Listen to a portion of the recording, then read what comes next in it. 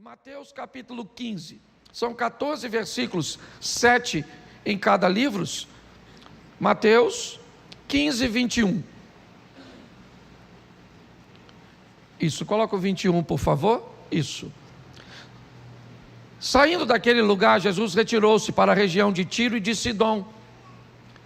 Uma mulher cananeia, natural dali, veio a ele gritando: Senhor, filho de Davi, tem misericórdia de mim, minha filha está endemoniada e está sofrendo muito.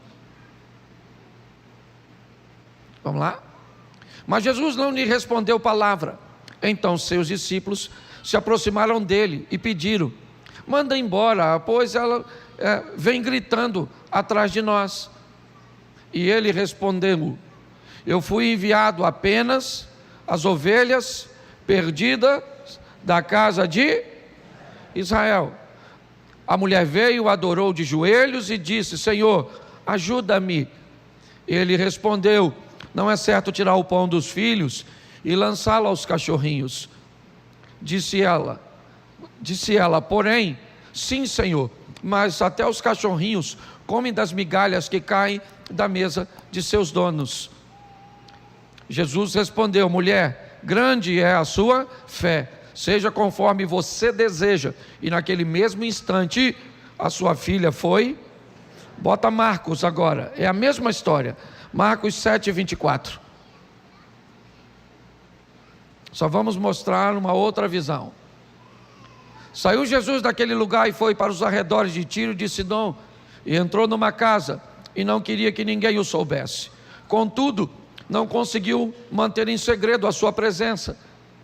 De fato, logo que ouviu falar dele, certa mulher cuja filha estava com um espírito imundo, veio e lançou-se aos seus pés. A mulher era grega, sirofenícia de origem, e rogava a Jesus que expulsasse de sua filha o demônio. E ele lhe disse: deixe que primeiro os filhos comam até se fartar, pois não é correto tirar o pão dos filhos e lançá-lo aos cachorrinhos. Ela respondeu: sim, Senhor, mas também até os cachorrinhos debaixo da mesa comem as migalhas das crianças. Então ele lhe disse: por causa desta resposta, você pode ir, o demônio já saiu da sua filha. E foi ela para casa, encontrou sua filha deitada na cama e o demônio já a deixara. Feche os seus olhos. Senhor nosso Deus e Pai, em nome de Jesus, eis aqui a Tua palavra, continua falando conosco. Usa-me como um canal de bênção nesta hora, em nome de Jesus. Amém, glória a Deus. Amém? A primeira coisa, antes de falar do problema, eu preciso te mostrar o que Jesus está fazendo nessa ocasião. Não apenas nessa, mas em muitas outras. Mas mais uma vez, Jesus vai ter um encontro com alguém que não era necessariamente judeu. Jesus está saindo, certo? Basicamente, quase do território de Israel, para entrar, hoje no Líbano, entrando por Tiro e Sidom. Me parece que não chegou até lá, mas estava ali nos arredores, como diz o texto. E a proposta é mostrar a seus discípulos, principalmente naquele momento, e hoje a nós. Tá certo? O que Jesus queria mostrar aos seus discípulos naquele momento, tendo um encontro com uma mulher cananeia, com uma mulher que no modelo mental de seus discípulos não deveria acessar a graça, não deveria ter acesso aos poderes de Deus, à misericórdia de Deus. Ele já havia feito isso quando foi a Samaria encontrar a samaritana e viu depois a samaritana conduzindo a ele todos aqueles homens. Ele fez isso em Gadara, território de Decápolis, quando enfrentou a tempestade para libertar um endemoniado, cujo qual ele volta 2 anos e meio depois àquele lugar e encontra 4.000 pessoas para ouvi-lo. Agora Jesus está tendo um encontro mais uma vez com uma estrangeira, com alguém cujo qual os discípulos não acreditariam que estariam prontas para receber a palavra da salvação. Em primeiro lugar, para os discípulos, Jesus está dizendo: olha, o que eu estou oferecendo a vocês vai romper as barreiras dos judeus. O que eu estou oferecendo a vocês, ele vai chegar aos gentios, aos não judeus. Vocês precisam estar preparados para pregar o evangelho a Cornélio, para entrar em casa de procônsul, para conversar com Herodes, com César, ou com qualquer outra autoridade, seja ela judia, seja ela romana, seja ela grega, seja ela quem for. Essa mensagem hoje reverbera para nós do mesmo jeito. Não há ninguém que não mereça receber o evangelho. Não interessa o que a pessoa esteja fazendo no momento, ok? Talvez no momento em que ela vai estar recebendo a palavra, ela esteja com uma vida que não esteja dentro dos padrões. Mas quem somos nós para julgar isso? Jesus está conversando com a mulher e nitidamente nós vamos ver isso durante a conversa. Na verdade, me parece que ele está querendo dar uma grande lição nos seus discípulos. Então eu vou dizer uma coisa para você, o que digo para mim todas as vezes que encontro alguém que está muito longe dos padrões. Quem sou eu para julgar padrões? Meu papel é apresentar a palavra de Deus, o Espírito Santo de Deus, e é Ele que convence o homem do pecado, da justiça e do juízo. A Bíblia diz: não nos cansemos de fazer o bem. É importante nós entendermos. Então, o primeiro passo, quando nós olhamos para o local, é entender que Jesus continua treinando seus discípulos para levar um evangelho que vá além da igreja, que vá além dessas quatro paredes, que possa chegar em outros lugares, não para sofrer os danos, certo? Da imoralidade dos lugares, mas para levar a santidade que se recebeu aqui. É muito estranho às vezes ver alguém que se converte, porque pelo que eu entendo, a Bíblia diz: ide por todo o mundo e pregai o evangelho a toda criatura. Então eu fico muito confuso quando alguém vem de determinados ambientes e se convertem, e eu fico me perguntando se essa pessoa não saiu do mundo dela, porque preste atenção, quando Jesus liberta o gadareno, o homem de Decápolis, quando Jesus vai entrar no barco, o camarada que se converteu quer ir para a igreja, ele quer estar junto com os discípulos, ele quer estar junto com Jesus. Então ele diz: Jesus, o senhor deixa eu entrar no barco e ir com o senhor? Jesus disse: não deixo não.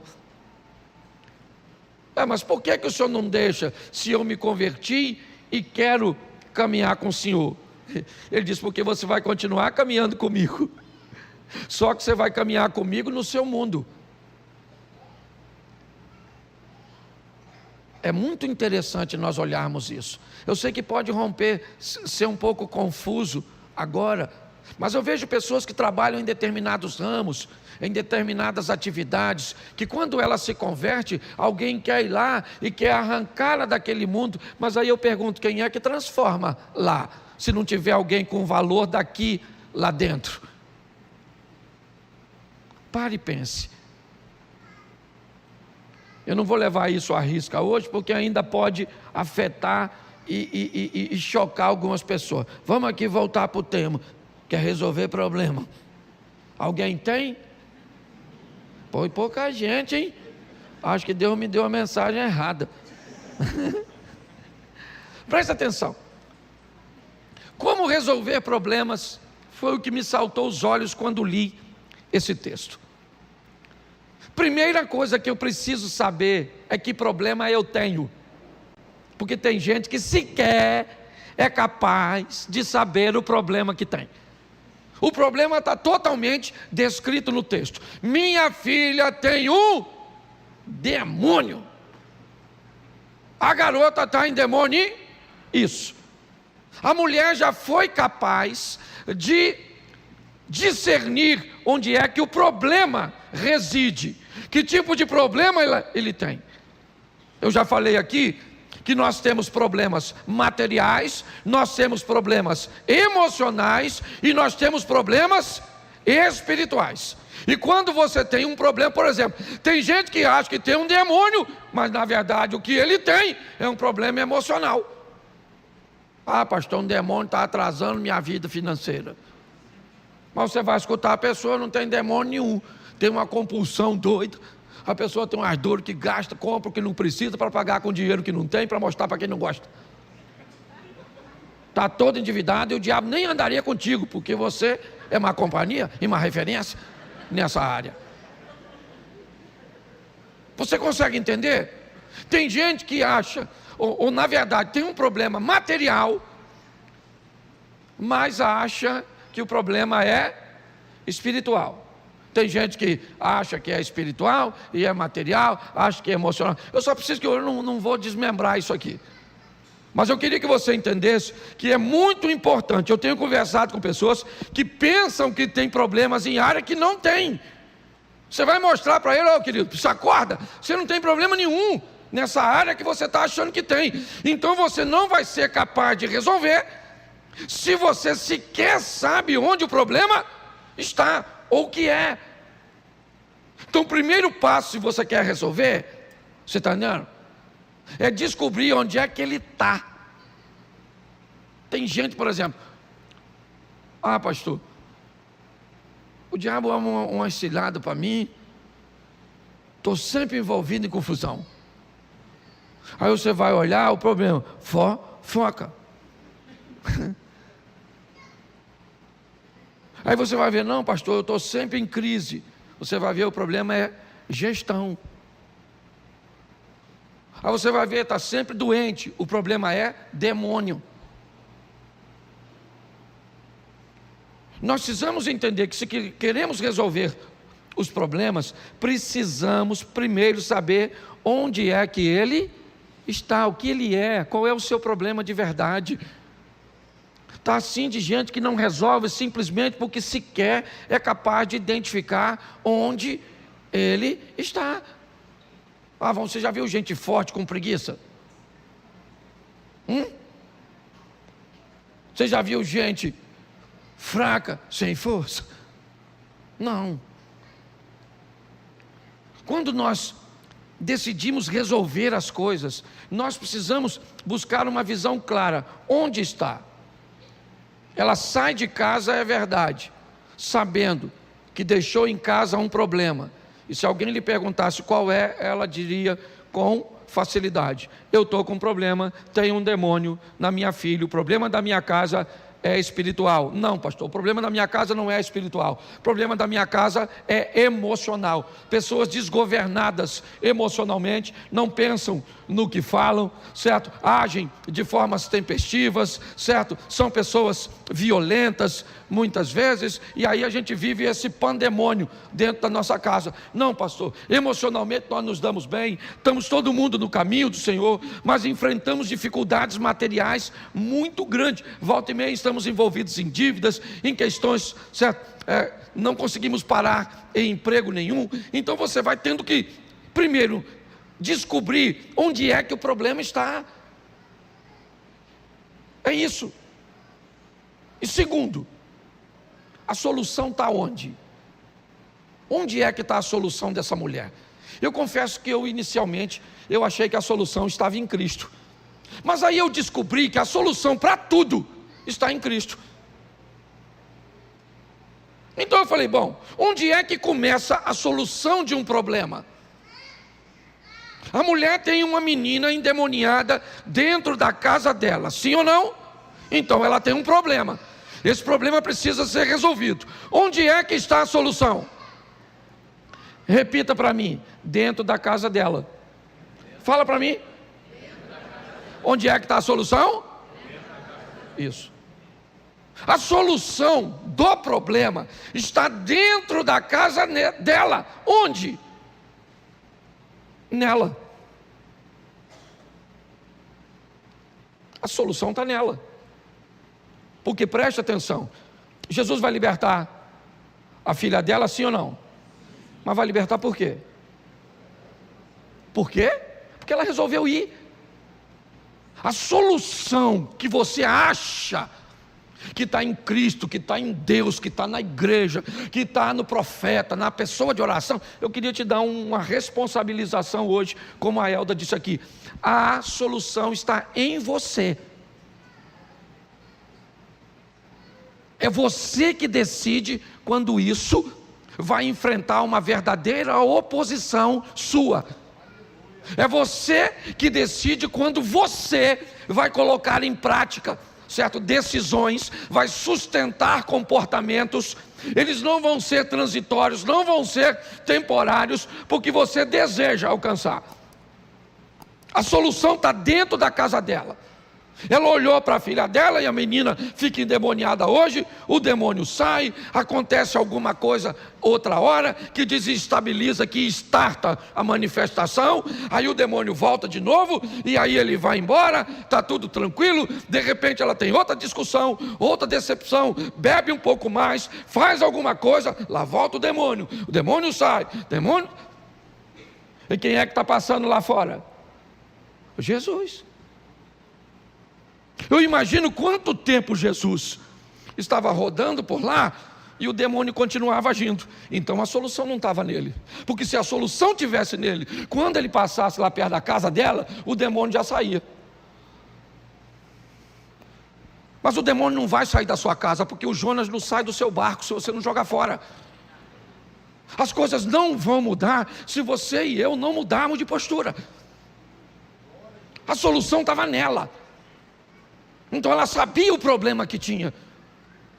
E agora ela descobre que ela pode ser a solução. Então ela deixa a filha em casa, que provavelmente na ocasião estava endemoniada. No ápice ela não aguenta mais. O que ela faz? Ela vai procurar Jesus. Então tá bom.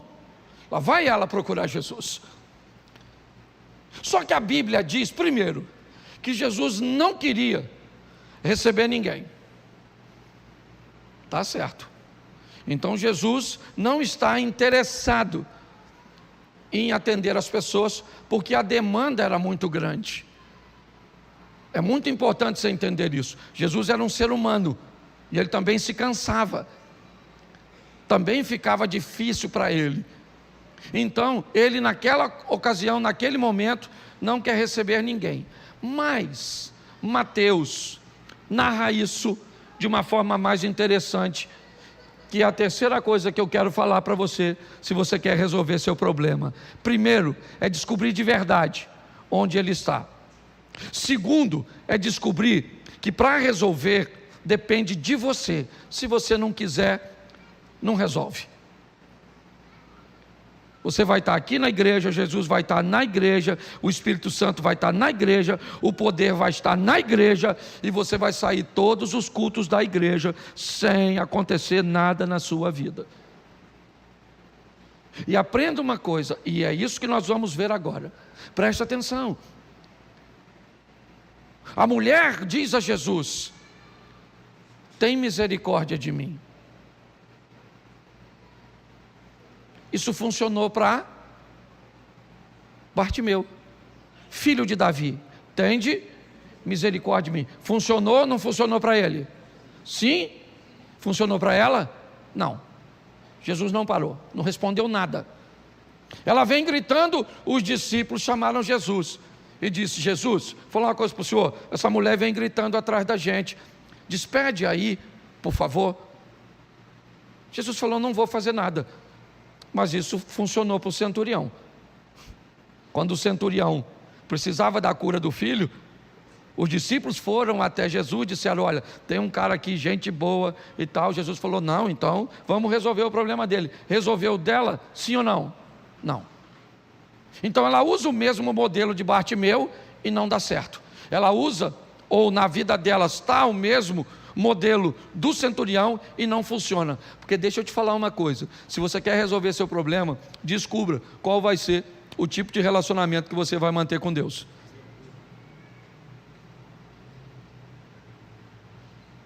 Talvez você ainda não conseguiu resolver simplesmente porque você está querendo seguir padrões que não são seus. Deus tem um relacionamento para você em particular, e por mais que você admire outras pessoas, por mais que você respeite outras pessoas, o relacionamento entre você e Deus é personalizado. Então busque uma intimidade com Deus para saber como é que Deus vai fazer na sua vida, porque você pode ter certeza que não é igual a dos outros. Eu esses dias tive uma experiência com Deus bem interessante. É muito comum pregadores cobrar para pregar. É mais comum do que vocês imaginam. E aí, eu rodo bastante. Eu comecei a ir a alguns lugares e receber reclamações de um indivíduo que estava cobrando para pregar. Como eu tinha uma certa proximidade com ele, um dia eu tive a oportunidade de falar com ele: poxa, cara, posso te fazer uma colocação? As pessoas estão reclamando que você anda cobrando para pregar. Deixa eu te falar numa coisa que eu acho que pode ser um bom modelo. Vá e nunca cobre para pregar. Se a igreja não tratar com a honra que você acha que deve ser tratado, não volte. Porque se você for na igreja e não tiver um desempenho que agrade a igreja não te convida de novo. Então você está usando a mesma medida. Ele não gostou, obviamente que não gostou, e eu também não estava esperando que ele gostasse não. Mas pelo menos achei que fiz a minha parte. Saí. Um tempo depois, nitidamente, eu senti Deus falar no meu coração: não devia ter feito. Porque você está usando o seu modelo que não precisa cobrar para colocar sobre o outro. O seu modelo não é o do outro. Se ele for em lugar e não cobrar, ninguém dá nada para ele. Então não pegue o modelo do outro e enfie na sua vida. O modelo do meu casamento não serve para o seu. O modelo das minhas finanças não necessariamente serve para você. Você precisa descobrir o modelo cujo qual você vai se relacionar com Deus, até para resolver seus problemas. É assim que funciona. Eu tenho o meu modelo para lidar com Deus. Eu nunca pedi a Deus dinheiro. Eu sempre apresentei a Deus o que eu quero fazer. E quando eu apresento a Deus o que eu quero fazer, se Ele valida, Ele manda o recurso. Mas é o meu modelo, não é o seu. Comigo é assim: Senhor, gostaria de fazer isso, gostaria de dar isso para fulano, gostaria de construir isso, gostaria de fazer aquilo outro. Se o Senhor estiver de acordo, o Senhor tem como mandar a verba? Se Ele estiver de acordo, a verba vem. Agora todo mundo vai trabalhar nesse modelo? Então, querido, por favor, pare de querer usar o modelo dos outros. Busque uma intimidade com Deus, onde você descubra o modelo cujo qual Deus vai fazer para que você resolva seus problemas. Você tem que saber onde Ele está. Sei. Onde é que está a solução? Está em mim. E qual é o modelo que eu vou usar para isso? Ele vai te mostrar. É desse jeito que funciona. Se nós não estivermos, condicionados a isso, nós vamos ter problemas. Mas agora vem a pior parte da mensagem. É o bloqueio que essa mulher vai encontrar para chegar até Jesus. É a dificuldade que Jesus vai criar para ela. Ele não quer ser descoberto, mas ela descobre. Ela vai falar para ele: eu queria que o senhor resolvesse meu problema. Ele disse: eu não vou resolver o problema da senhora. A senhora não é da nossa fé. A senhora é cananeia. A senhora é uma estrangeira. Eu não posso pegar o pão dos filhos e dar para os cachorros. O que é isso? Isso é Jesus dificultando para ela. Isso é Jesus mostrando para ela, para os discípulos, para mim e para você, que as dificuldades são reais e que às vezes quem dificulta é o próprio Deus. O próprio Deus dificulta. Moisés, vá ao faraó e eu endurecerei o coração. Se quiser traduzir melhor, para ficar mais suave, para botar no Velho Testamento, pode levar assim: eu darei autorização ao diabo para que, certo, endureça o coração do faraó e faça o mal, porque a Bíblia diz que Deus não pode ser tentado, nem a ninguém tenta, nele não há mal. Mas qual é a grande questão?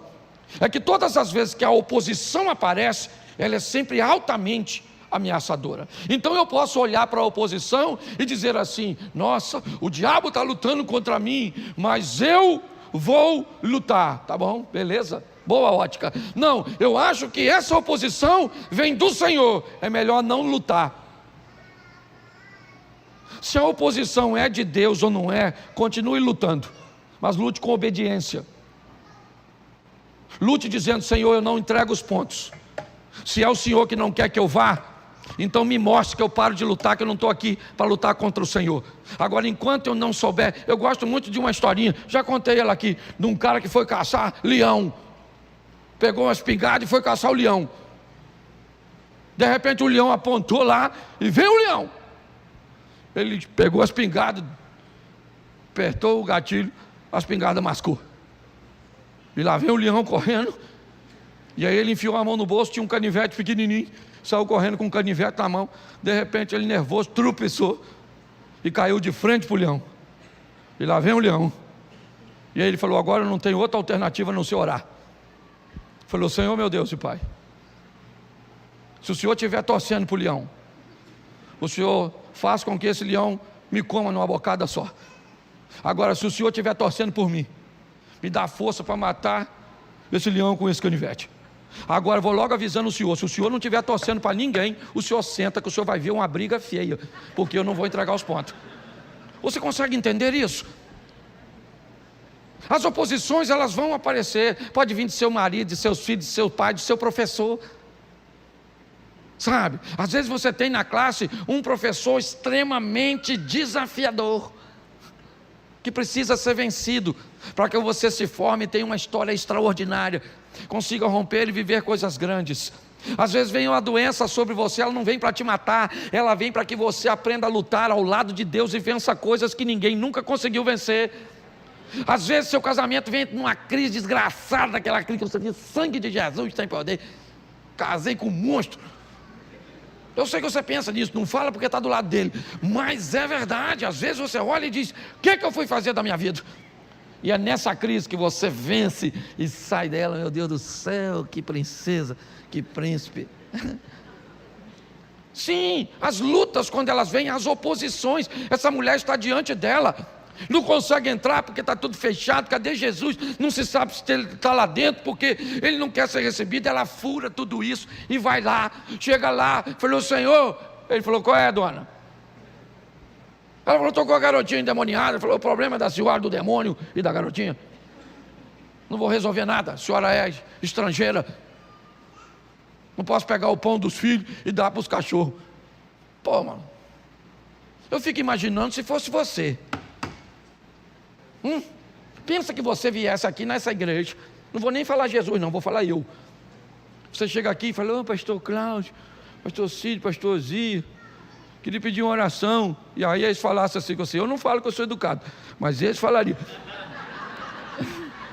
ó, não vou orar pela senhora não, que a senhora é uma cachorra. A senhora ia voltar aqui? Sim ou não? Claro que não, esse grosso. Vou orar, falar com Jesus. Que tipo de pastorzinho é esse que chama os outros de cachorro? Agora, quem chamou a dona de cadela foi Jesus. E aí eu pergunto: ela vai reclamar onde? Se o pai dele é ele mesmo. Jesus, seu Deus, seu filho Jesus, que é o Senhor, me chamou de cachorro. Eu imagino que Deus ia falar: é cachorro mesmo, dona. Porque qual é a mensagem? A mensagem é o seguinte: a vida não é para fracotes, a vida não vai dar mole para você, então não dá mole para ela também não, engrossa o caldo.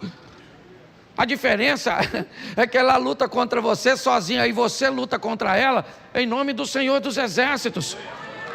Então nós temos problemas para resolver, sim. Aliás, eu estou com problema na fila, pegando senha, cada um. Já vem outro. Agora eu vou tomar um café. Outro problema.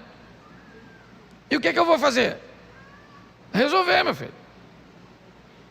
Vamos lutar, mas se você não entender isso, se você não sabe,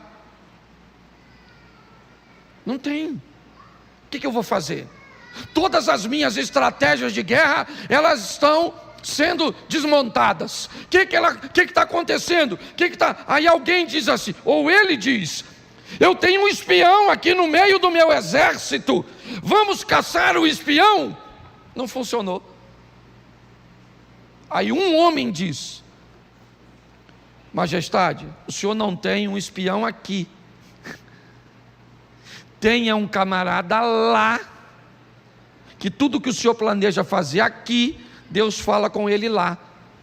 Aí ele mandou suas tropas capturar Eliseu. Mas até então ele pensava que o seu problema está aqui. E sabe qual é a grande questão do problema?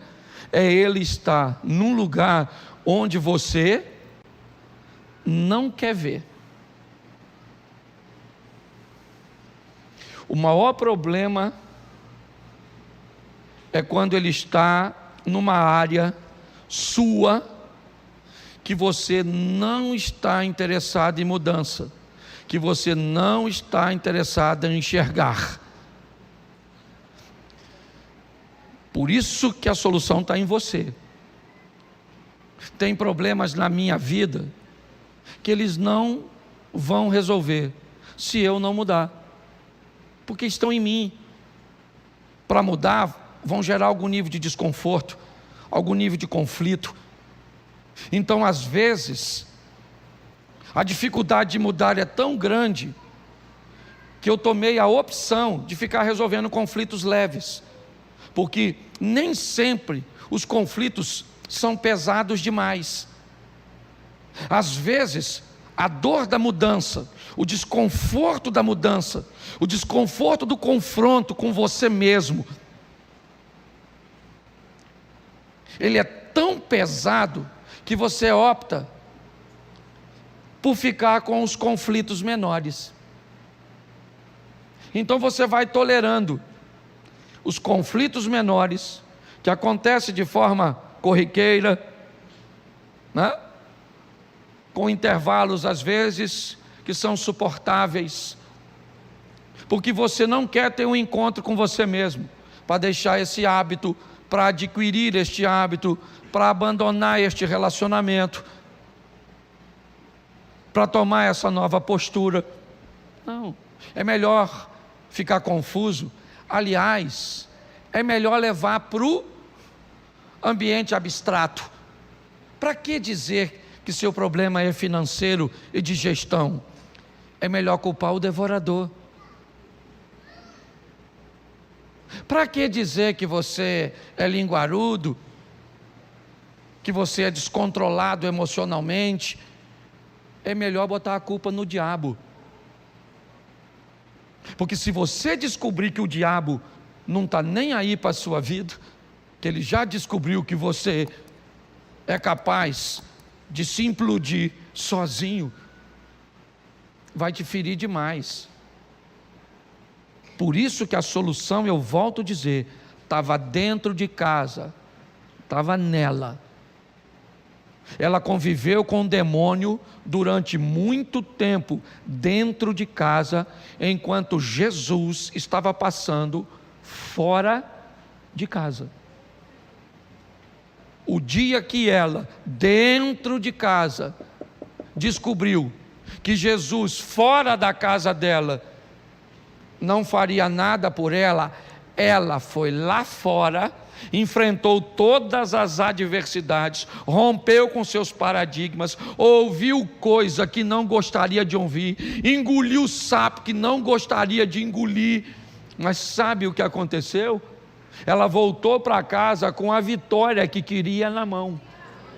O próprio Jesus disse isso. Eu gosto desse texto porque é um dos únicos textos onde Jesus não repreende o demônio.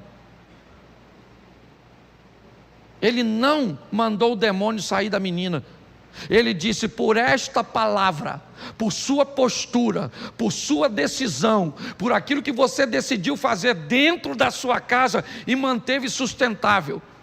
Porque ainda tem isso, nós saímos da igreja com vontade de fazer alguma coisa, com vontade de orar, com vontade de ler a Bíblia, com vontade de não responder mais os pais, com vontade de estudar, com vontade de emagrecer, com vontade de fazer isso, de fazer aquilo. Mas a pergunta é: até quando dura a sua vontade?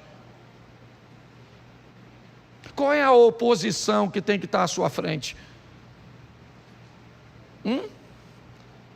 Você viu o demônio entrando na frente dessa mulher para impedi-la de chegar a Jesus? Não. O que você vê é Jesus dizendo aos discípulos: eu não quero atender ninguém. Não deixa ninguém saber que eu estou aqui não, que eu quero descansar um pouco. Quem criou a oposição foi Cristo. Ela fura a oposição e chega na presença dele.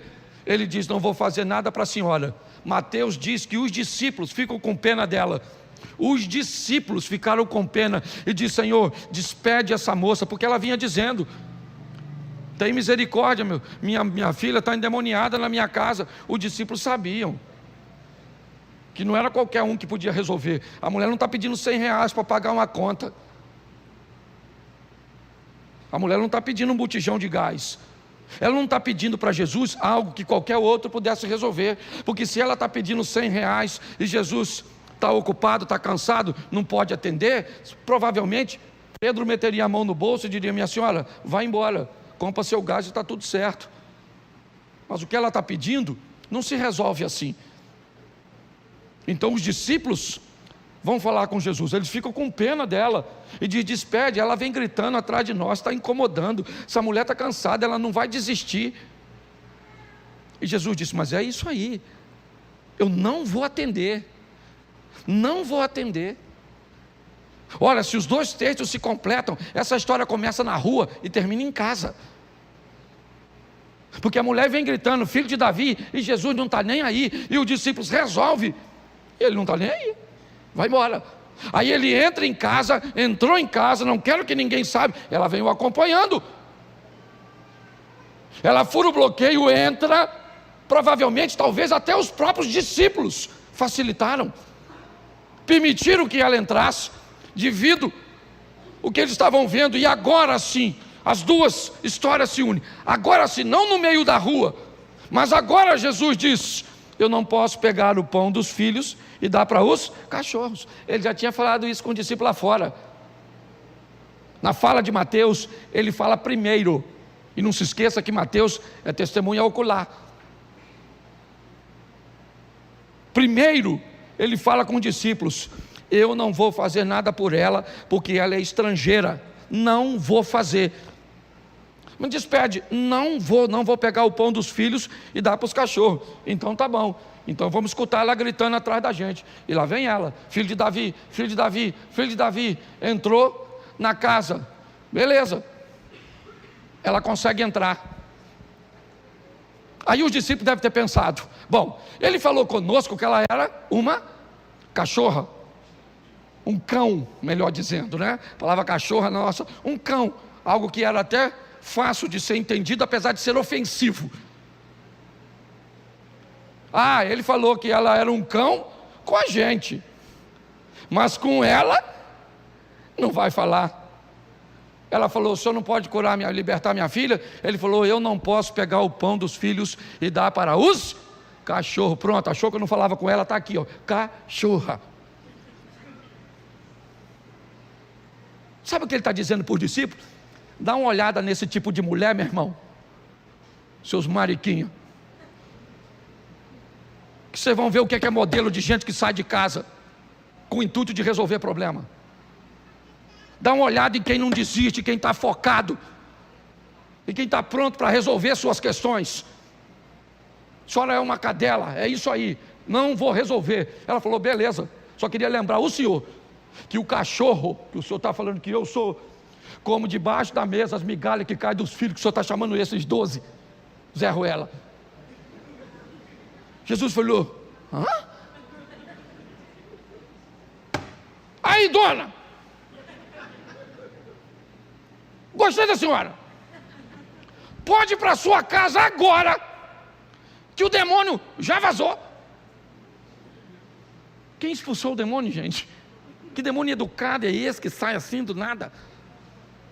Quando a mulher disse para o mundo, para a vida, para onde você quer, eu não sei no que você acredita, mas quando ela bota no ar essa palavra diante de Jesus, o demônio falou: ai, Malu, essa mulher é louca.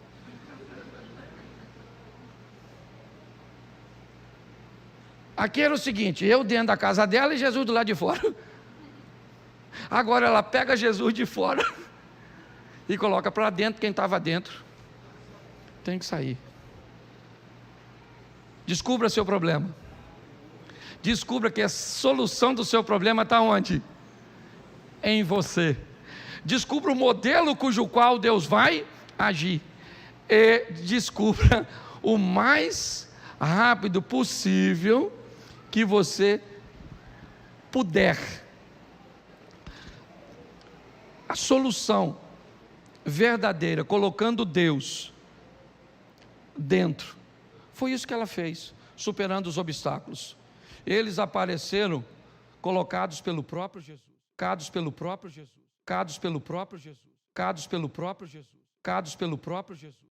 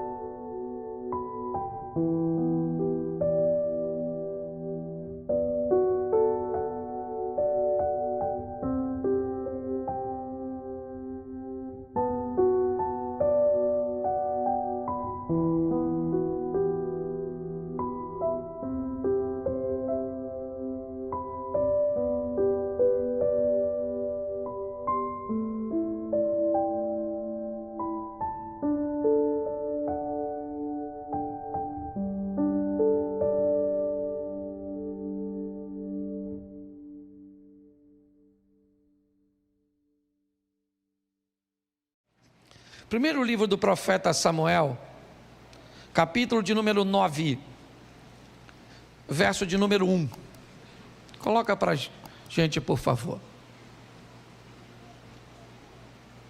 Você tem outra tradução? Se tiver, coloque para mim, por favor.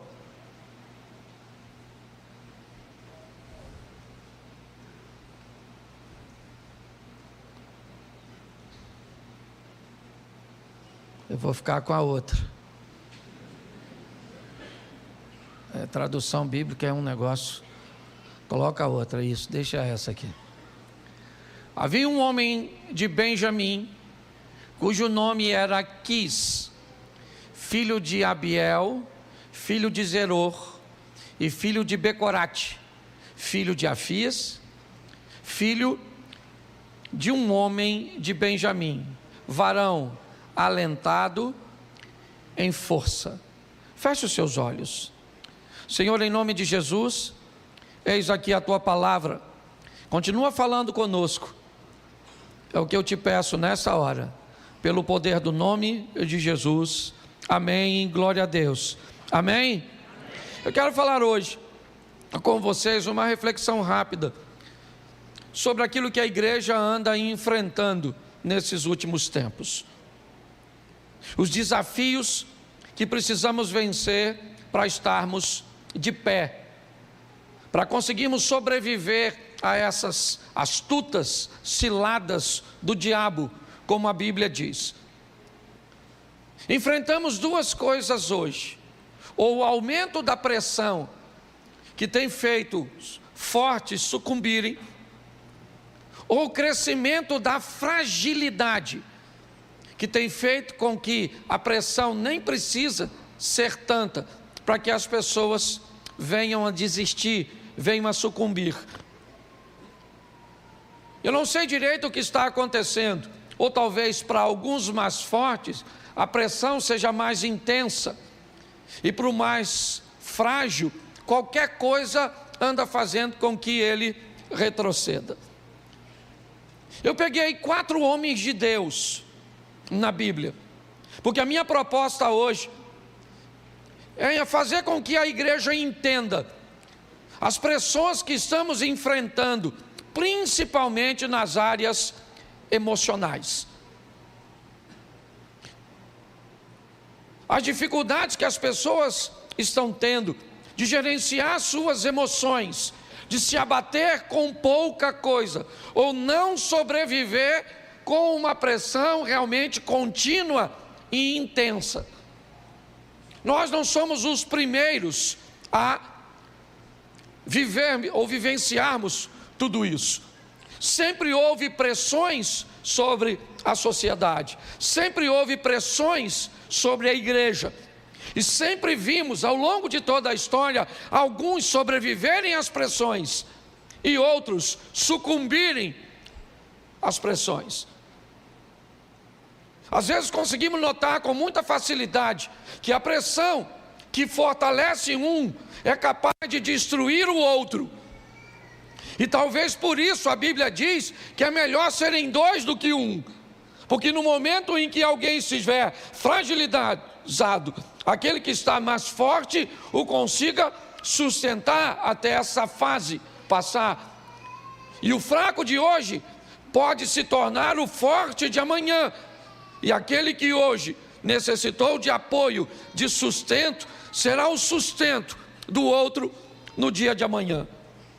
4 homens para refletirmos de forma rápida. E o primeiro é esse: o filho de Quis, seu nome Saul.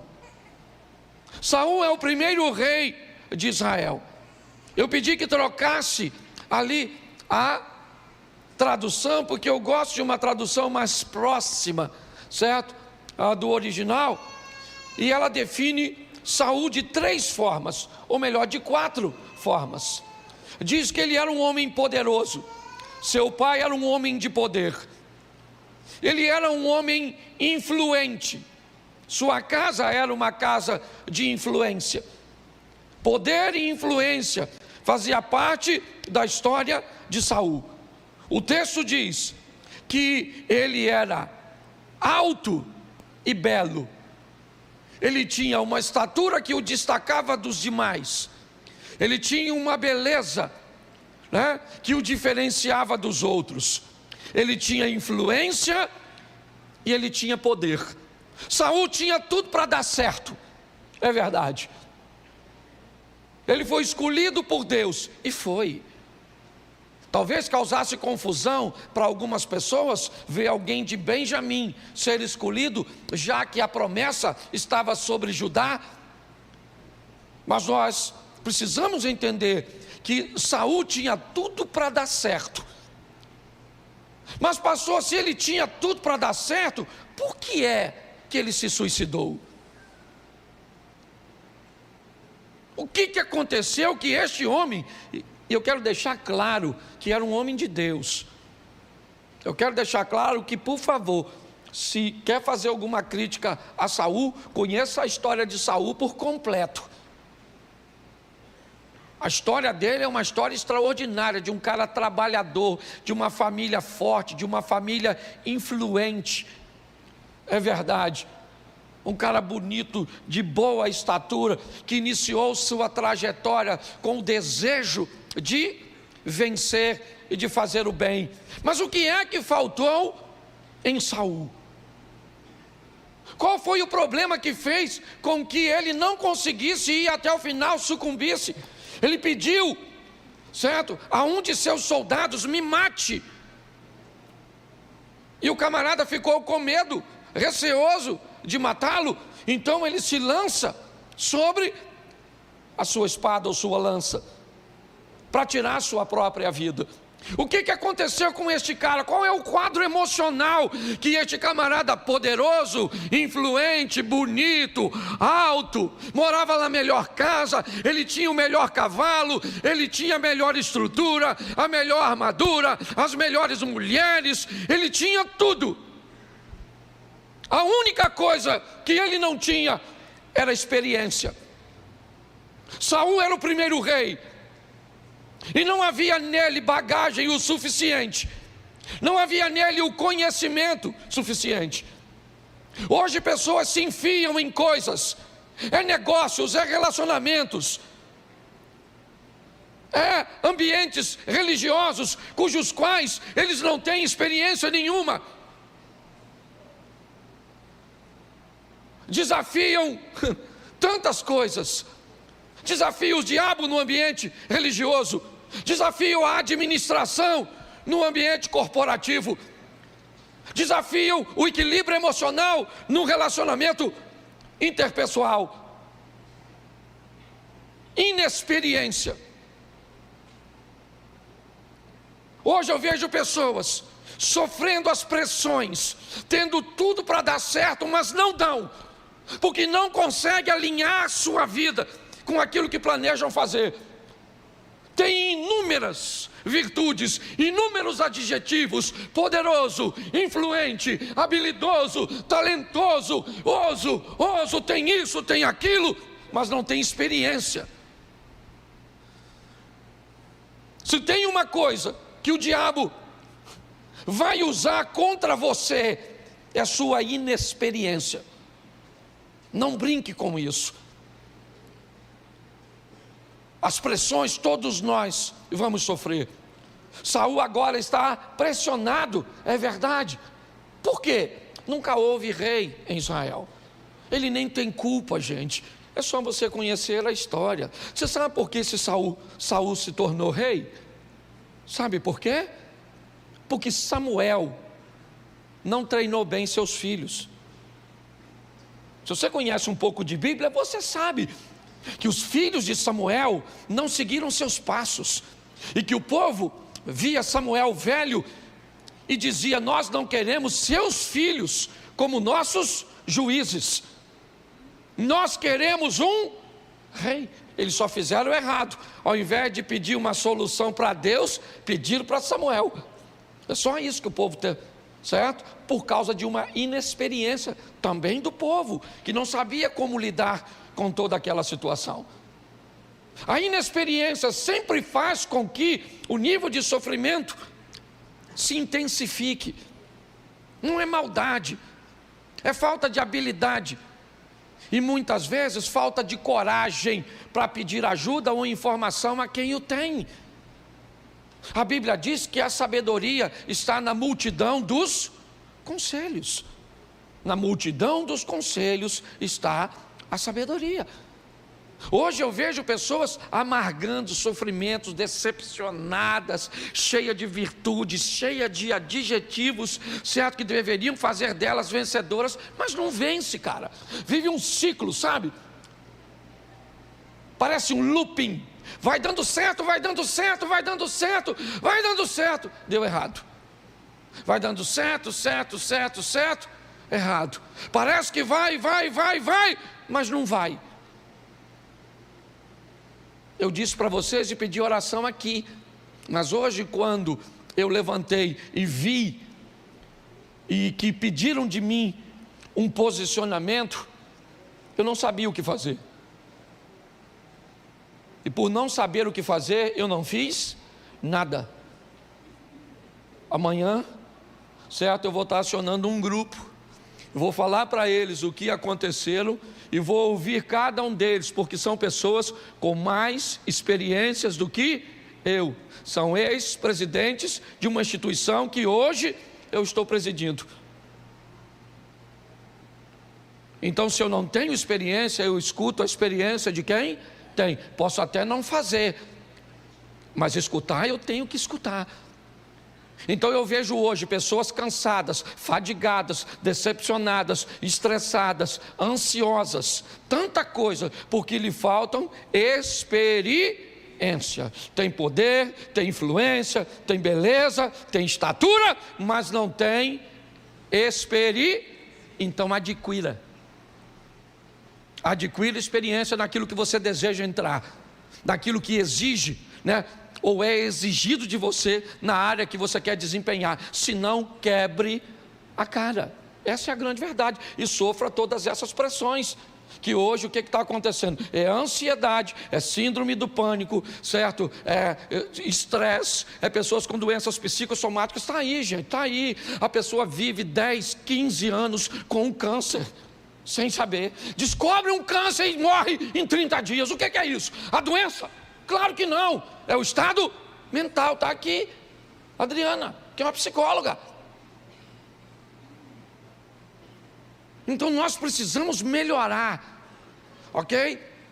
O nosso conhecimento a respeito daquilo que nós estamos enfrentando. Posso ouvir um amém? Amém. Segundo exemplo, outro homem de Deus. Primeiro livro dos Reis, capítulo 17, versículo 1 e 2.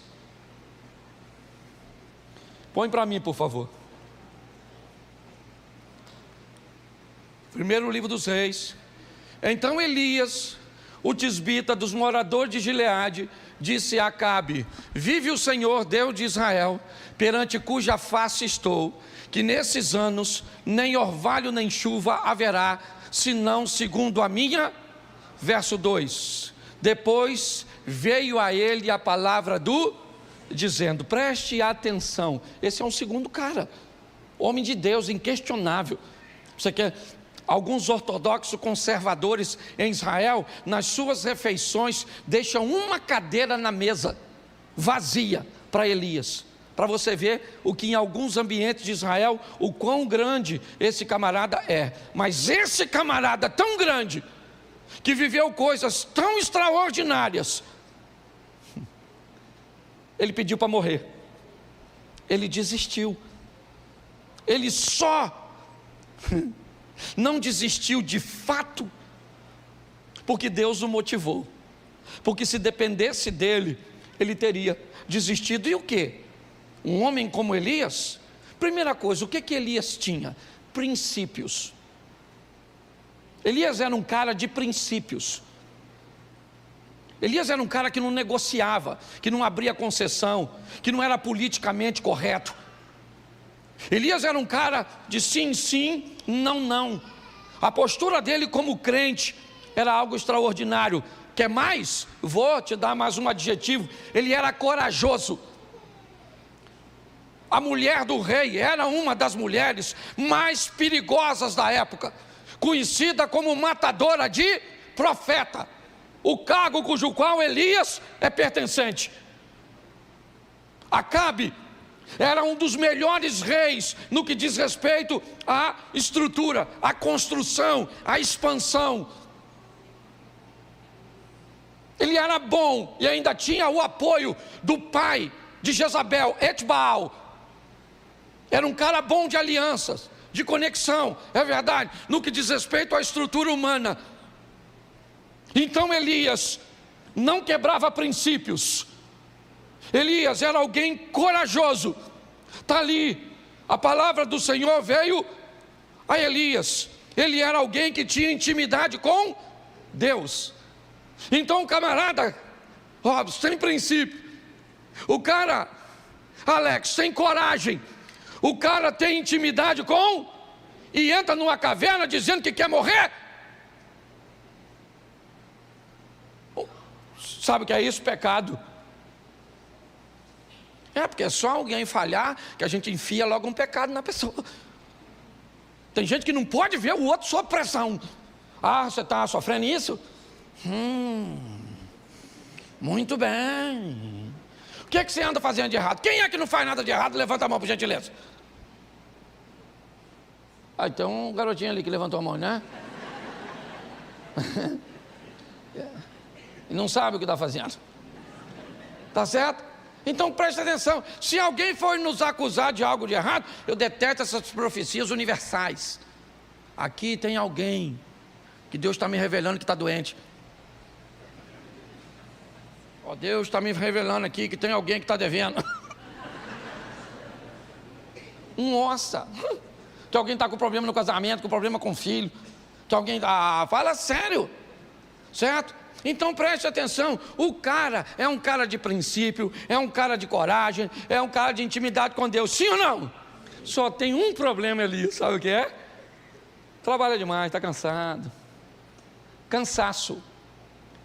Cansaço. Eu aprendi uma coisa. Aqueles que são bons naquilo que fazem, eles podem ter mais problemas de cansaço do que quem é ruim. Porque quando você é bom naquilo que faz, sempre vão estar te mandando para fazer. E parece que quanto mais você faz, mais coisa alguém bota nas suas costas. É ou não é? Se na sua casa você é o que trabalha, pode olhar, o irmão dorme até tarde. E sua mãe pede tudo para tu. E se aparecer um vizinho, ainda pede para quem? Para tu. E se Deus quiser alguma coisa, ainda fala para quem? Para tu. Você vê, Saúl trabalha para o pai dele, trabalha, o Davi trabalha para o pai, trabalha para o rei. O rei ainda arruma outra tarefa. Ele tinha 2 trabalhos, músico e limpava as arminhas, apacentava as ovelhas. Tinha 7 não, que 3 estavam na batalha. Ele tinha 4 irmãos à toa em casa. E quando ele chegou em casa para levar um lanche, o pai mandou quem? Isso aí. Então deixa eu falar uma coisa para você. Isso eu falo para mim, minha mulher sabe. Nós temos vivido isso, cansaço. Tem dia que você olha e pergunta, por que amanheceu? Por que eu não morri na noite? Jesus podia ter voltado. Uma pressão desgraçada, você tem isso ou será que é só eu? Não tem um troço assim? Você olha assim, rapaz, acordava de manhã, um salto só, pum! Hoje levanta, vê que hora? Bota para despertar, para ganhar mais tempo. Cansaço, está assim, gente, cansaço, sim ou não? Está cansado demais, Elias estava cansado. Profetizou para Acabe que não ia chover, Deus falou, foge. Fugiu para o ribeiro de Querite, a água acabou, Deus falou, foge. O filho da mulher da casa que ele estava hospedado morreu, ela falou, a culpa é sua. Deus falou, agora volta para encontrar com Acabe. Ele volta para encontrar com Acabe, sabe o que Acabe diz? Olha aí o perturbador de Israel. Elias estava tão nervoso, falou, perturbador, teu pai, a tua mãe, miserável. Está escrito, a tradução é outra, são seus pais, mas é a mesma coisa. Estava nervoso. O cara veio encontrar com ele lá, um centurião. Ele estava tão chateado que ele falou, Senhor, fogo! Matou os caras tudo queimado, parecia o Mushu do Mulan. Invocado, o que é aquilo? Aquilo era perturbação. Ele tinha um assessor que trabalhava com ele, que ele falou, rapaz, some! O menino foi embora. Por isso que o tal do Geazi entrou. Ninguém aguentava, estava estressado. Chegou lá, falou, preste atenção, o cara está com Deus. Tem 400 profetas de Baal e 450 de Azera. Tem 850 almas. O que é para ele fazer? Fazer cair fogo do céu e falar para os caras, vamos aí, gente, aceitar o Deus Todo-Poderoso. Sabe o que ele faz? Corta o pescoço dos caras.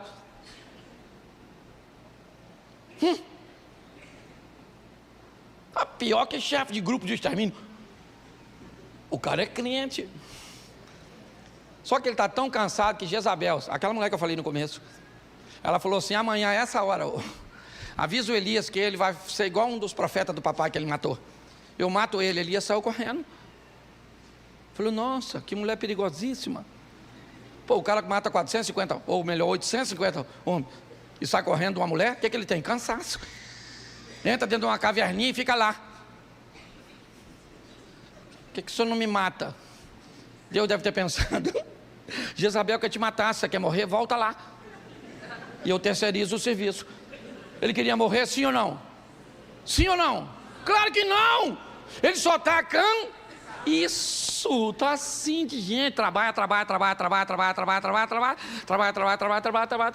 dinheiro não tem, trabalha, e dinheiro não tem, trabalha, e dinheiro, cadê o dinheiro? Isso, dinheiro, parece que você trabalha e os outros, o dinheiro vai para algum lugar, no submundo do crime. Aí é lógico o estresse. Cansaço, nós estamos com o povo cansado, vindo para a igreja quase todo dia, não dá nem tempo de ser crente. Por isso que eu não gosto, pelo amor de Deus. Vem para a igreja, um culto, 2 só e some. Vai viver a sua vida, vai ser crente lá fora. Aí bota o cara na segunda, e terça na igreja, e quarta na igreja, tá, esse cara ainda para o inferno, com a vida toda na igreja. O cara veio uma vez só e foi para o céu. Nossa, que tranquilidade. Eu detesto esse ativismo. E estou falando de mim mesmo, porque eu viajo para aqui, esse dia falou comigo que estava se considerando viúva de um marido vivo. Falei, sangue de Jesus tem poder. É verdade, eu falo de mim mesmo. Porque graças a Deus, naquilo que Deus me entregou para fazer, eu faço, né? Bem. E aí a demanda é grande. Então, por favor, dá uma freada nesse negócio. Porque o cansaço está matando as pessoas, matando. Você nem precisa de um grande problema. Note que o cara mata aquele montão de homem e está tão cansado que tem medo de uma mulher. É como se você vencesse um gigante hoje e saísse correndo de um anão amanhã. Porque ele está Isso, vamos para o terceiro aqui. Ô Jesus, tenha misericórdia. Fiquei nervoso. Começo a falar de mim mesmo. Mateus 27, versículo 3 ao 5. O terceiro homem. Mateus 27, do 3 ao 5. Então Judas, o que o traíra, vendo que fora, trouxe as 30 moedas aos príncipes dos sacerdotes e verso 4, dizendo, pequei, traindo o sangue. Eles, porém, disseram, que nos importa? Isso verso 5, e ele, atirando para o templo as moedas de prata, retirou-se e foi. Mais outro suicida. Agora o Judas. Era um homem de Deus, sim ou não? Sim ou não? Claro. Qualidades do Judas. Ele tinha proximidade. Ele era próximo e confiável. Por que ele era confiável? Porque ele era o tesoureiro dos discípulos. A bolsa ficava com ele. Os recursos. Lembra quando aquela mulher derrama o perfume puro? Quem questiona é Judas, dizendo, olha, se fosse vendido, isso poderia ser empregado no auxílio aos pobres. E aí eu não sei se é João, não sei quem fala, que ainda diz, mas ele fazia isso não é porque estava pensando nos pobres, é porque apanhava o dinheiro da bolsa. Se ele merecia ou não a confiança, não é o que eu quero dizer. Eu só quero dizer que ele tinha proximidade. Jesus deixava ele sentar mais próximo. Jesus dava a ele, olha só, ele era um homem de Deus com proximidade e com confiança. O que fez Judas então se perder? Confusão. Obscuridade. Judas não entendeu as informações. Não. Ele não entendia direito. A maioria do povo achava que o Messias seria um revolucionário, alguém que viria para impulsionar o povo a vencer através da espada, da guerra, a sair do domínio de Roma. Preste atenção. O que fez com que Judas caminhasse para um nível emocional tão ruim, a ponto de enforcar-se, foi o que fez por causa da confusão. Informações. Já ouviu a palavra? Cada dia aparece uma palavra nova nesse vocabulário tão vasto, certo? A da língua portuguesa. Já ouviu falar em infodemia? Infodemia é uma palavra nova, é verdade, que tem por tradução pandemia de informação. É um ambiente, onde as informações são tantas, num período tão curto, que elas não conseguem ser assimiladas e sequer, muitas vezes, colocadas à prova, para se saber se é verdade. Isso está adoecendo as pessoas. Adoecendo. As pessoas estão ficando confusas mediante a isso, e isso anda causando um estresse muito grande.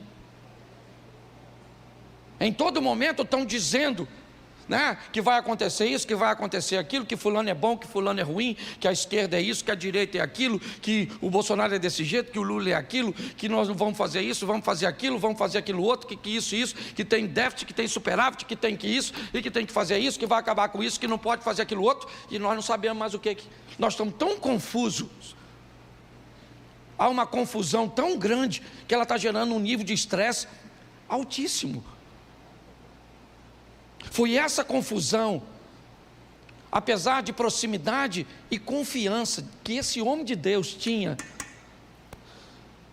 ele não conseguiu entender, ele está confuso, com 30 moedas de prata na mão, que agora não fazem nenhum sentido para ele, porque uma confusão mental fez com que ele tomasse uma decisão que agora ele não tem mais como consertar. Ele está levando as moedas e dizendo para aqueles homens: solte Jesus e tome as moedas. Eles dizem: cara, ninguém quer conversa com você não.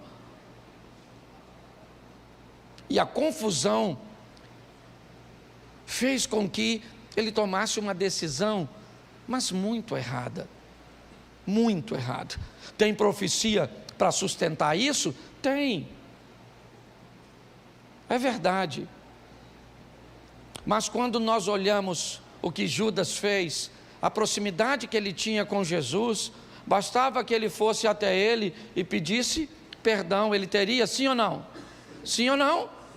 Mas era muita confusão para uma cabeça só.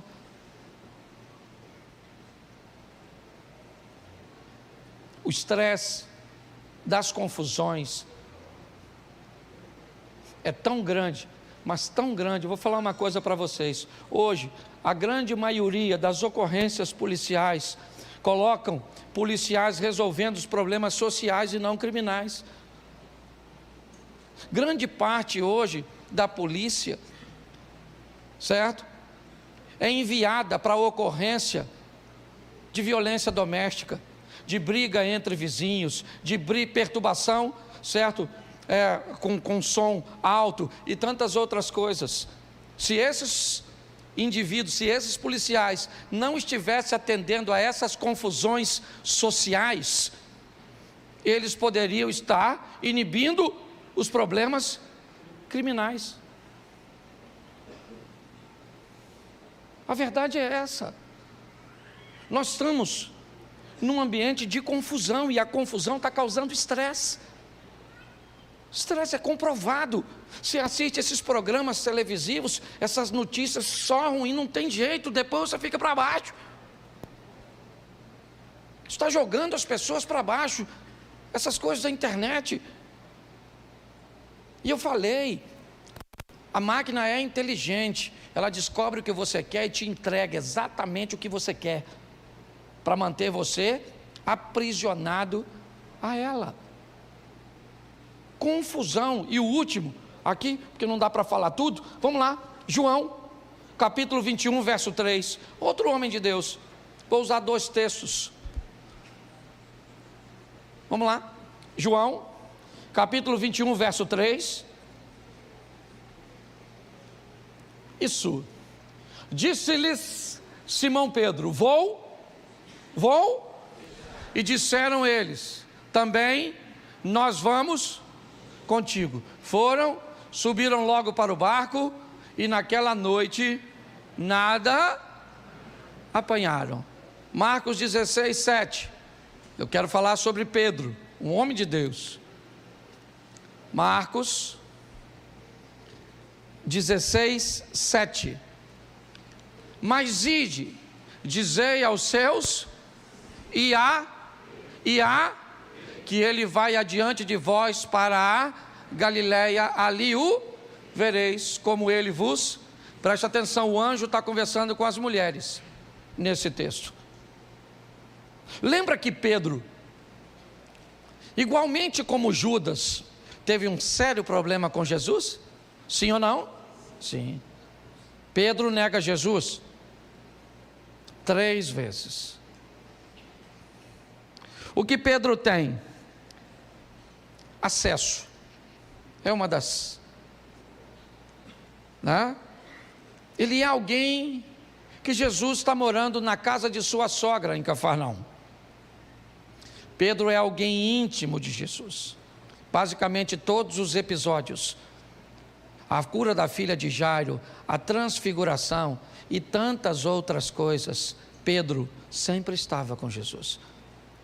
Ele anda sobre as águas. Pedro era um cara que, ao contrário de Judas, né, ou melhor, que ao contrário de Saul, sua experiência é altíssima, sua intimidade é altíssima. Elias era íntimo, é verdade, ouvindo Deus, mas Pedro tinha Deus morando na sua casa.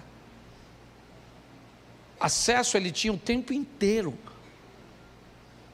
para conversar com Jesus. Por que ele voltou a pescar? Por que o anjo diz às mulheres, dizem aos discípulos, ou diga aos discípulos e a Pedro? Pedro era discípulo? Sim ou não? Mas não estava mais andando com eles. Não, Pedro estava sozinho, havia se afastado, ele não está bem, ele não está legal, ele está decepcionado consigo mesmo. Ele é um cara experiente, íntimo, ele é alguém de acesso. Mas o que Pedro tem? Pressão. Pedro está pressionado. Ele está pressionado. Ele foi pressionado por aquele ambiente. Ele não sabe o que fazer porque prenderam o seu mestre. Jesus agora não vai morar mais na casa dele. Não. Ele perdeu agora o seu chão, a sua base. Ele está pressionado. E sob pressão, o acesso não vale nada. Sob pressão, você é capaz de não conseguir orar. E não é porque não é crente, é porque não tem alinhamento. Dependendo do teor da pressão, é assim que funciona. Você é íntimo, mas sequer consegue se sentir filho. Parece que há uma distância. Essa é a grande verdade. Você é alguém experiente, maduro, você já tem 20, 30 anos do Evangelho, mas tem hora que nada disso vai funcionar. Você vê gente madura se perdendo, gente experiente fracassando, gente íntima. E aí alguém vai dizer que é imaturidade, alguém vai dizer que é inexperiência, alguém vai dizer que é gente que não anda com Deus, que não é servo de Deus, que não tem coragem, que não tem princípio, que não tem influência. Não, não. É porque o dia mau chega para todo mundo. Pastor, então o que eu faço? Bom, primeira coisa que eu acho que você deveria fazer é respeitar a Bíblia. E aí eu te dou 2 textos para terminar. O primeiro é Êxodo 20, verso 9, 10 e 11. Depois, Marcos 2, 27 e 28. Primeiro, Êxodo 20, verso 9, 10 e 11. Está aí. Preste atenção. 6 dias trabalharás e farás toda a tua obra. Mas o 7º dia é o do teu Deus. Não farás nenhuma obra, nem tu, nem o teu filho, nem a tua filha, nem o teu servo, nem a tua serva, nem o teu animal, nem o teu estrangeiro que está dentro das tuas portas. Porque 6 dias fez o Senhor, ou em 6 dias fez o Senhor os céus e o mar e tudo que neles, e ao 7º dia, portanto, abençoou o Senhor o dia preste atenção, pastor, virei adventista do 7º dia. Marcos 2, 27 e 28. Marcos 2, 27. E disse-lhes: o sábado foi feito por causa e não o homem por causa verso 28. Assim, o Filho do Homem, até sobre o sábado, preste atenção, respeite o descanso. Não descansar está nos matando. Essa é a grande verdade. Nós temos que ter o cuidado para não descansar demais e ficar preguiçoso. Porque tem gente que pega o sábado e ele, na verdade, ele é adventista da semana. Certo? É a semana inteira. Mas preste atenção, uma coisa é importante nós olharmos. É o dia do descanso. Nós temos que ter um dia para descansar. Respeite o seu descanso. Às vezes físico, às vezes emocional, mas é isso que está matando a maioria das pessoas. Quantas pessoas aqui levam mais ou menos de meia hora a 1h30 para pegar no sono, porque deita, mas a cabeça fica... Levanta a mão, por gentileza. Aí, qual é a metade? Sangue de Jesus tem poder. A mente fica trabalhando, sim ou não? Tem que fazer, tem que fazer. Tem que fazer, amanhã eu tenho que fazer isso, tem que fazer aquilo, tem que fazer aquilo outro, tem que fazer aquilo. Às vezes você vem para o culto, você vai orar e não consegue. Senhor meu Deus, nem jantei ainda, meu Deus, eu ainda vou jantar. Ô, louvado seja Deus, já está acabando isso aí. Senhor, eu ia orar. Nossa, lembrei da janta, me perdoa. Vamos começar de novo. Senhor meu Deus e Pai, esqueci de lavar a blusa. Caraca, tem que lavar a blusa. Nossa, será que vai secar? Às vezes você tem que levar uns 5 minutos só para expulsar as confusão. Não tem gente entrando na sua conversa, você e Deus, e parece que o Satanás fala. E você só vai lembrando, o feijão que tem que cozinhar, meu Deus, a marmita, meu Deus, amanhã tem que fazer isso, a mente vai, aí você fica cansado. Tem gente que trabalha pouco, mas tem um cansaço, que parece que tem um negócio assim, um peso na alma, na consciência, assim, sabe, um sono que dura assim, sabe, você e a Bela Adormecida são parentes. Você está rindo, mas o assunto é sério. Só falei de homem de Deus. O Saul tinha poder, influência, beleza, estatura. Repita comigo: poder, influência, beleza e estatura. Mas não tinha experiência. Elias. Fala, Elias. Isso, tinha princípios, coragem e intimidade com Deus, mas estava cansado. Isso aí. O Judas. Isso aí. Tinha proximidade, confiança, mas estava confuso. Isso aí. Você está vendo você, não está? Parece que você é Judas misturado com Elias, com Pedro e com Saul. Não, porque se você olhar assim, você fala assim: rapaz, eu sou inexperiente, cansado, confuso e estou na pressão. Não sou feijão, mas estou na pressão, maluco. Fala assim: Pedro tinha acesso, intimidade, experiência, mas estava na pressão. É isso aí. Pastor, então o que eu, pastor? Eu estou lascado. Não, aí eu tenho que te dar uma solução, sim ou não? Então eu vou te dar um endereço.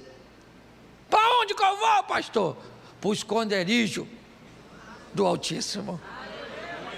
A sombra do Onipotente descansará.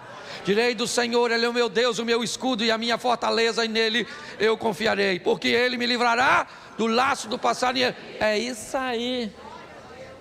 É para lá que nós temos que ir, na pressão, na inexperiência, na confusão ou no cansaço, para os pés do Eterno, e Ele vai estar lá para nos receber.